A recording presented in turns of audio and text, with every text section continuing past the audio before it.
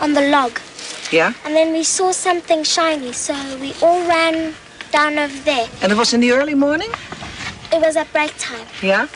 September 14th, 1994. A dusty playground in Ruwa, Zimbabwe. 62 children are out for recess when the horizon begins to shimmer. This wasn't a plane, and it wasn't a prank. As a silver craft touched down, the world changed forever for these kids.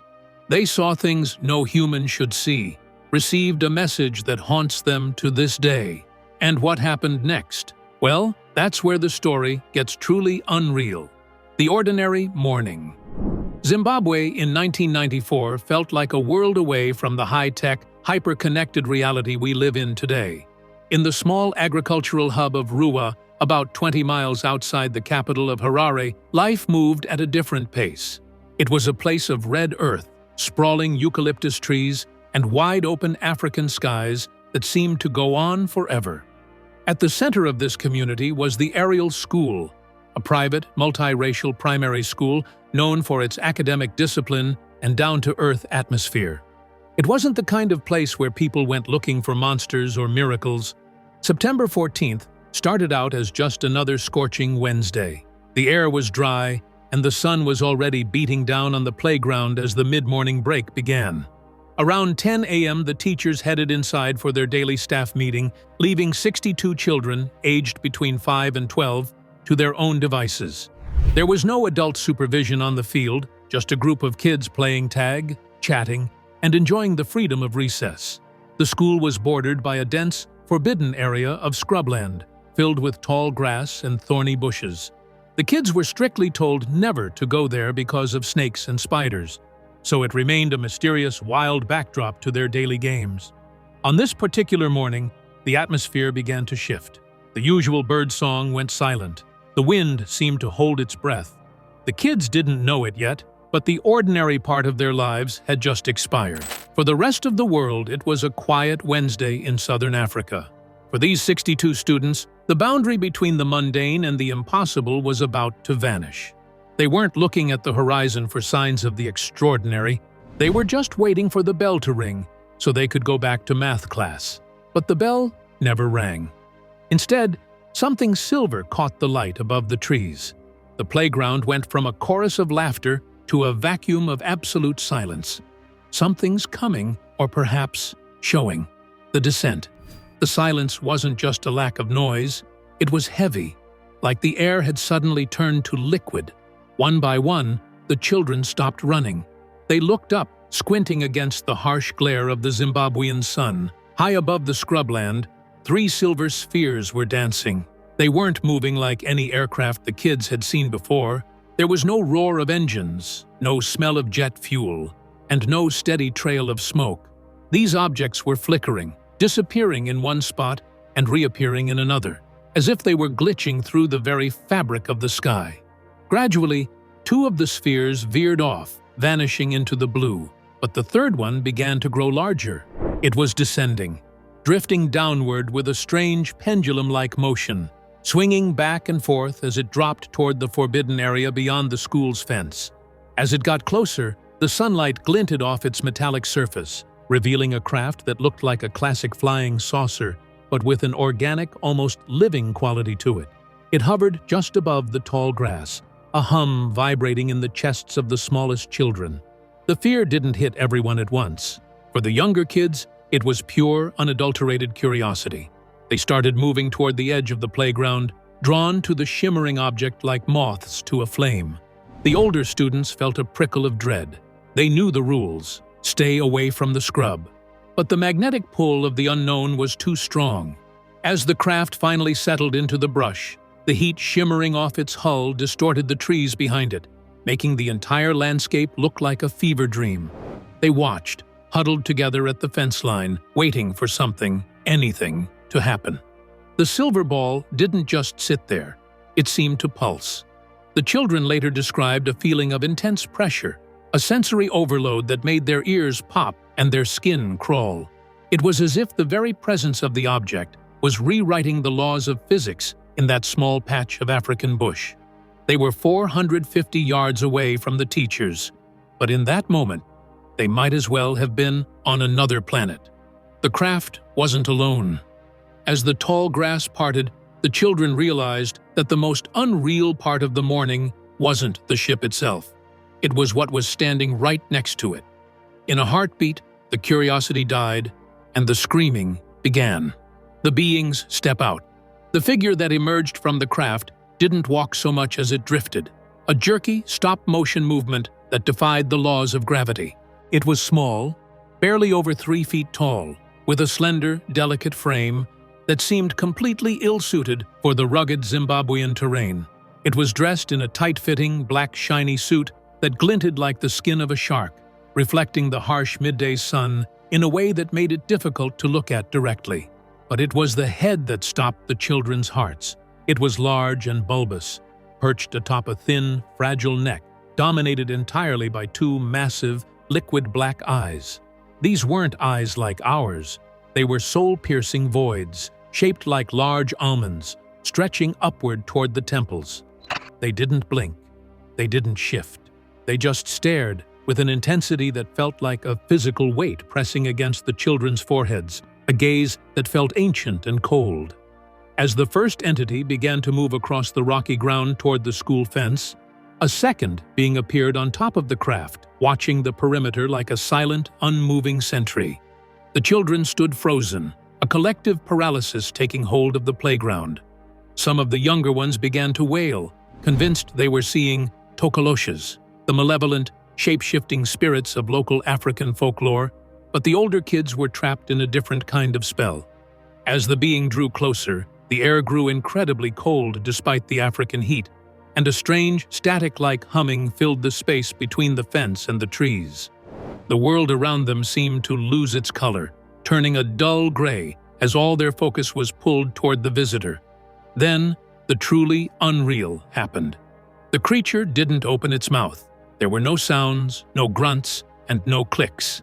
Instead, the children felt a sudden pop in their minds, like a bubble bursting inside their skulls. It was a flood of images and feelings, a mental intrusion that bypassed their ears entirely. They weren't hearing words, they were feeling thoughts. The being's eyes seemed to act as projectors, beaming vivid, terrifying scenes directly into their consciousness. It was a sensory bridge between 2 species that had never met, and it was happening to 62 children simultaneously. They described it as a oneness, a terrifying intimacy where they could feel the creature's focus locked onto them, reading their fears while pouring its own reality into their heads. The entity stopped just short of the fence, its long, thin fingers hovering near the wire. For a few agonizing seconds, the world stood still. There was a profound sense of communication happening in total silence, a silent scream of information that would leave these children changed for the next 30 years. They weren't just looking at an alien, they were being scanned by one. The connection was so strong that some children reported feeling the creature's heartbeat, or a sense of immense sadness emanating from the black voids of its eyes. It wasn't a hostile encounter in the way a movie portrays it, but it was deeply intrusive. Every child felt like they were the only person being spoken to, even though they were standing in a crowd. It was an individual connection made in a mass moment. But this wasn't just a greeting. It was a warning that would haunt their dreams forever. The message. The images didn't arrive as a slideshow. They arrived as a physical blow to the gut. As the children locked eyes with the beings, their minds were suddenly flooded with horrific, high-definition visions of a future they couldn't possibly have imagined on their own. Remember, these were children living in rural Zimbabwe in the mid-90s. They didn't have the internet, they weren't watching climate change documentaries, and they weren't obsessed with the apocalypse. Yet, simultaneously, 62 kids began to see the world choking. They saw forests turning to ash, the vibrant green of the African landscape withering into a scorched gray wasteland. They saw the very air becoming unbreathable, thick with a darkness that wasn't smoke, but a representation of human neglect. It was a psychic data dump of pure, unadulterated environmental catastrophe. One of the students, Lissolette, later described it as the being telling her that the world was going to end because we weren't looking after it. The message was clear. Humanity had become a cancer to the planet. The unreal part was the emotional weight of it. These kids didn't just see the destruction, they felt the grief of the Earth itself. It was an overwhelming sense of stop what you are doing, or there will be nothing left. The beings weren't there to save them. They were there to show them the consequences of a path they hadn't even realized the world was taking. It was a heavy, adult burden placed on the shoulders of primary schoolers who, just 10 minutes earlier, were only worried about who was winning their game of tag. The communication felt like a telepathic warning from a worried parent, but one with the cold, detached efficiency of a scientist. The children felt a sense of, don't get too technologically advanced, as if our machines were the very tools of our undoing. It was a paradoxical warning coming from entities who had just arrived in a sophisticated spacecraft, but the irony wasn't lost on the older students. They understood that the stars were watching us, and they weren't impressed with what they saw. This wasn't a "we come in peace" moment. It was a "you are killing your home" moment. The intensity of the sadness was so profound that several children began to cry where they stood, gripped by a mourning for a future that hadn't happened yet. As quickly as the mental bridge had opened, it snapped shut. The beings retracted, moving back toward the silver craft with that same unsettling, gliding motion. The heavy pressure in the air lifted, the colors of the playground rushed back in, and the sudden return of the ambient sounds of the bush felt like a deafening roar. The craft didn't blast off. It simply vanished, leaving nothing but flattened grass and 62 traumatized children. The silence was over, and the screaming began as they ran for the only safety they knew. The immediate aftermath. The moment the craft vanished, the playground erupted into a scene of absolute, unfiltered terror. 62 children, who seconds ago had been frozen in a psychic trance, broke into a frantic sprint toward the school buildings. They weren't just running, they were fleeing for their lives. Some were screaming for their mothers, others were sobbing uncontrollably, and the youngest were simply hyperventilating, unable to process the sensory overload they had just endured. They burst through the doors of the staff room, interrupting the teachers' morning meeting with a chaotic wall of sound. They were babbling about men in black suits, shiny balls, and demon eyes, their small faces pale and slick with sweat. For the teachers, the situation was baffling. They hadn't seen a craft. They hadn't heard a hum. They had been sitting in a quiet room discussing curriculum while, just a few hundred yards away, their students were allegedly having a close encounter of the third kind. The initial reaction from the faculty wasn't belief, it was deep skepticism. They thought the kids were playing a massive, coordinated prank, or perhaps they had seen a local worker in overalls and let their imaginations run wild. But as the minutes passed, the teachers realized this wasn't a game. The sheer level of genuine, visceral fear was impossible to fake. Children were hiding under desks, shaking with a cold sweat that no prank could ever produce.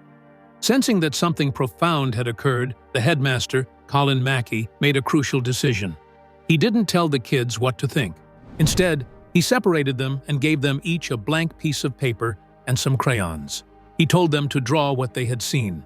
If this was a mass hallucination or a prank, the details would be all over the place.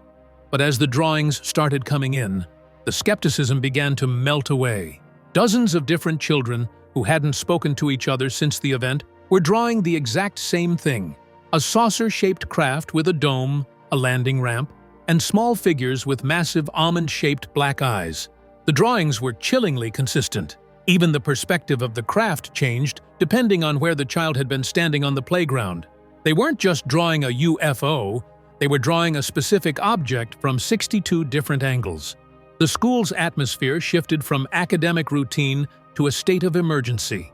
Word began to leak out to the parents, and by that evening, the quiet community of Ruwa was the epicenter of a mystery that was about to go global. The teachers were left staring at the pile of drawings, realizing that their students hadn't just seen something unusual, they had been changed by it. The skeptics were already lining up, but a Harvard professor was about to change the game. Enter John Mack. News of the aerial school event didn't just stay in the dusty corridors of Ruwa. It radiated outward like a shockwave, eventually reaching the ears of one of the most prestigious minds in the world. Enter Dr. John Mack, a man whose credentials were as intimidating as they were ironclad. He was a Pulitzer Prize-winning biographer and a professor of psychiatry at Harvard Medical School. He wasn't some fringe conspiracy theorist or a hobbyist looking for ghosts in the dark. He was a titan of the academic establishment, a man who spent his life studying the complexities of the human mind and the nature of trauma. When he heard that 62 children in Zimbabwe were describing the exact same unreal experience, he didn't laugh. He packed his bags and flew across the Atlantic to see for himself. Mack's arrival at the school changed everything. He brought an air of clinical legitimacy to a story that most of the adult world was ready to dismiss as a sunstroke-induced fantasy. But Mack knew how to spot a lie, and more importantly, he knew how to spot genuine trauma. He began conducting one-on-one interviews with the students, sitting across from them as they sat on small wooden chairs, their feet dangling. He didn't lead them with suggestive questions. He simply let them talk. What he found shook him to his core. These weren't kids repeating a script they'd seen on television. They were witnesses struggling to find the vocabulary for something that shouldn't exist in their reality. The footage of these interviews remains some of the most compelling evidence in the history of the phenomenon.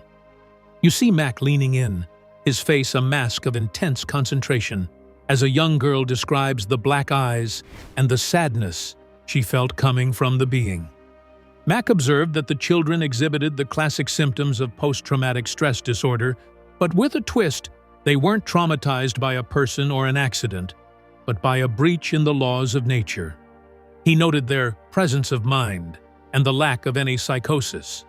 In his professional opinion, these children were telling the truth. They were describing a real event that had occurred in physical space, not a shared dream or a group delusion. Mack's involvement was a double-edged sword. While he gave the Ariel school children a voice, he nearly destroyed his own career in the process. Harvard was horrified that one of their own was validating alien abductions. They launched a private investigation into his work, attempting to discredit his findings and protect the university's reputation from the stigma of the supernatural. But Mack stood his ground. He argued that the experience of these children was a gateway to understanding a reality far more complex than our current science could explain. He saw in their eyes a reflection of something truly other, and he refused to call them liars just to save his job. By the time Mack left Zimbabwe, he had solidified the Ariel school case as the gold standard for UFO encounters. He didn't just collect stories, he collected the weight of their conviction. He told the world that we could no longer ignore the testimony of 62 witnesses just because their story was inconvenient. He had looked into the eyes of the children who had looked into the eyes of the beings, and he knew that the world would never be the same. The children felt heard for the first time, but the validation of a Harvard professor was only the beginning of their lifelong journey with the unreal. Mack had proven they weren't crazy, but he couldn't protect them from the burden of what they knew. The unreal twist. The most common argument against UFO sightings is that they are fleeting moments of madness that fade as the witnesses grow up and find logic. Skeptics often say that children have overactive imaginations and that, eventually, the real world catches up to them. But the unreal twist of the Ariel school case is exactly the opposite. The witnesses didn't grow out of it. They grew into it. Decades later, these 62 individuals are scattered across the globe, living in Canada, the UK, Australia, and the United States. They are lawyers, pilots, teachers, and business owners. They are normal adults with no incentive to stick to a story about silver men in the woods. Yet, when you interview them today, their testimonies haven't shifted an inch. In many mass sighting cases, the story fractures over time as people misremember details or try to make themselves sound more important. But with the Ruwa witnesses, the consistency is haunting.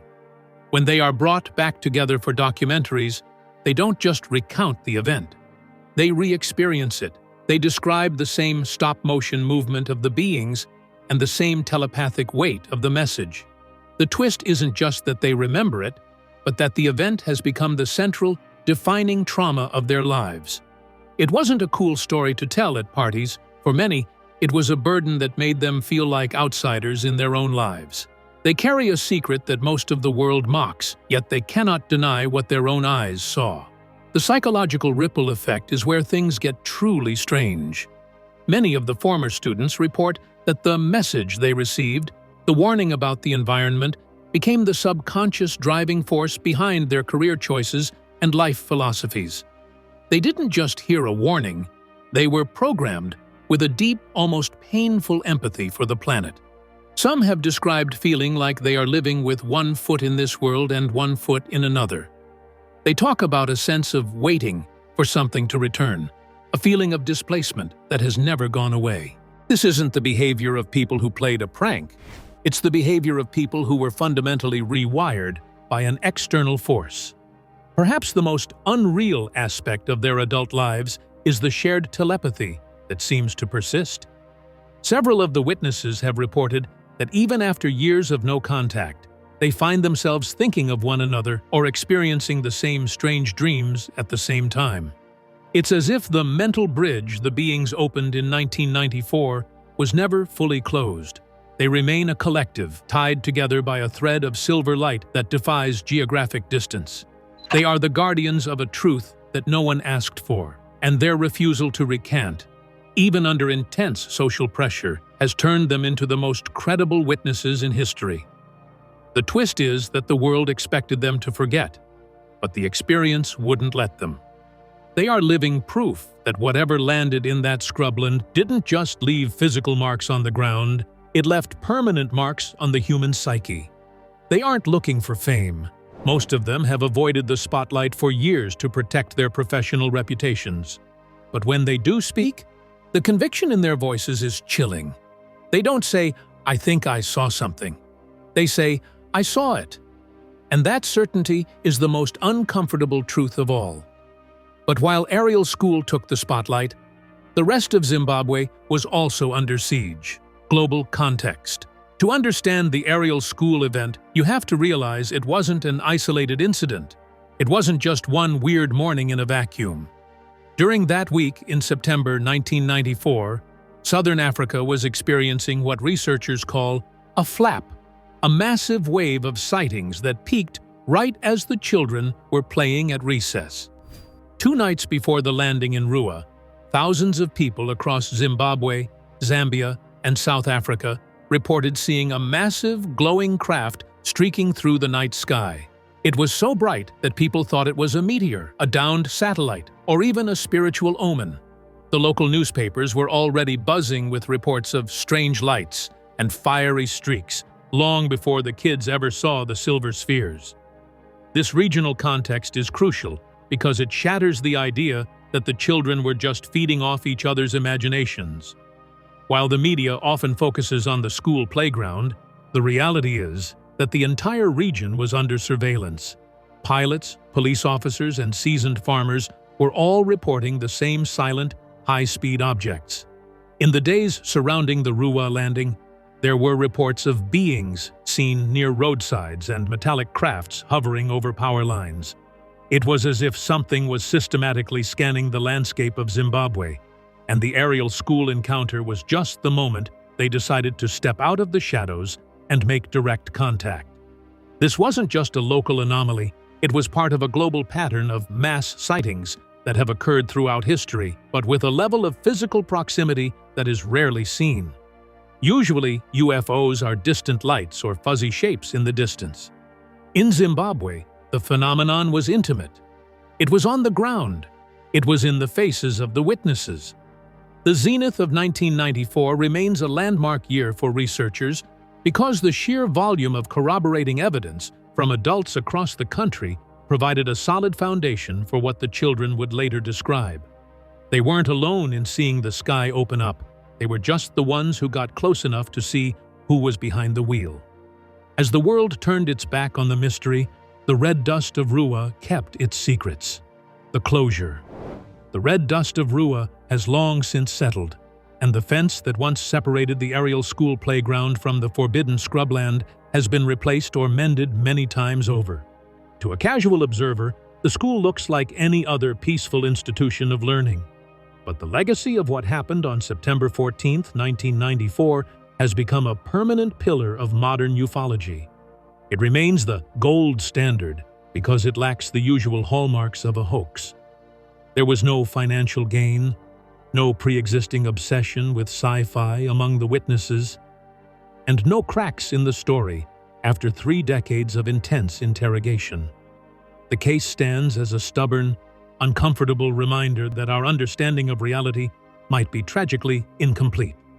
The closure the witnesses seek isn't necessarily a public apology from skeptics or a government disclosure. It's a sense of peace with their own memories. For many of the 62, the encounter was a theft of innocence. They were forced to contemplate the end of the world before they even understood how the world worked. Today, the legacy lives on through tireless researchers and filmmakers who have tracked down the original students, now adults, to document their unwavering conviction. When you see a grown man, successful and composed, break down in tears while describing the sadness in a silver being's eyes, you realize that closure is a relative term. They don't need the world to believe them to know that their lives were intersected by the impossible. The aerial school incident has also left a legacy in the scientific community, specifically regarding how we study mass witness testimony. It forced a conversation about the arrogance of the observer, the tendency for people who weren't there to tell those who were that they didn't see what they saw. It challenges the hallucination theory, because hallucinations are individual, not collective and identical. The school has become a place of pilgrimage for those seeking to understand our place in the cosmos. It's a site where the unreal became tangible, leaving behind a psychic footprint that continues to draw people in, searching for the same silver light that danced over the eucalyptus trees years ago. Ultimately, the story of the Zimbabwe UFO landing is a human story. It's about the resilience of the truth and the burden of carrying a message that the rest of the world isn't ready to hear.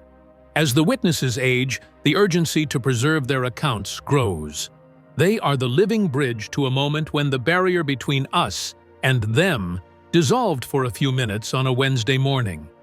Whether the beings were extraterrestrials, interdimensional travelers, or something we don't have a name for yet, their visit changed the trajectory of 62 lives forever. The closure comes in the telling of the story, ensuring that what happened in that dusty field is never forgotten, even if it is never fully understood. The crafts are gone, but the message remains. The stars are watching, and they're waiting for us to listen. The Ruwa encounter remains an open wound in the history of the unknown. 62 voices, one undeniable truth, and a message we still haven't heeded. If you believe the world is stranger than we're told, hit that subscribe button and join us as we uncover the next chapter of the unreal. What do you think about this mystery? Share your thoughts in the comments section below.